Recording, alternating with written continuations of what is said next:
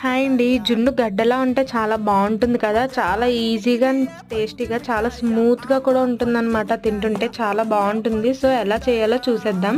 First అయితే జున్ను పాలకి 2:30 గ్లాసుల దాకా పాలు వేసుకుంటే మీకు మరీ గడ్డలా కాకుండా అలా అని మరీ కొంచెం లూజ్‌గా కాకుండా కరెక్ట్‌గా వస్తుంది.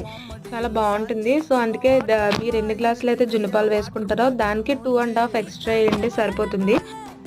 నెక్స్ట్ మిరియాలు, యాలకుల్ని బాగా పౌడర్‌లా చేసేసి దాంట్లో వేసి కలుపుకోండి. తర్వాత మీ స్వీట్‌నెస్‌కి తగ్గట్టు ఎక్కువ తింటే ఎక్కువ, తక్కువ తింటే తక్కువ. దానికి తగ్గ క్వాంటిటీలో బెల్లం వేసుకొని మొత్తం కరిగే వరకు ఉంచుకోవాలి. తర్వాత మీరు దేంట్లో అయితే వండుకుంటున్నారో సో, దాంట్లోకి ఇలా అయితే ట్రాన్స్‌ఫర్ చేసేసుకొని ఒక కుక్కర్‌లో వాటర్ వేసి, దాంట్లో ఒక బౌల్ పెట్టేసి పైన ఇంకో ప్లేట్ పెట్టి దాంట్లో కూడా ఇంకొక బౌల్ పెట్టేస్తే మీకు ఒకే దాంట్లో 2 అయిపోతాయన్నమాట. సో, తర్వాత మనం స్పూన్‌తో అన్నా, చాక్‌తో అన్నా పెట్టి చూస్తే తెలుస్తుంది. నిజంగా చాలా బావుంటుంది. ప్లీజ్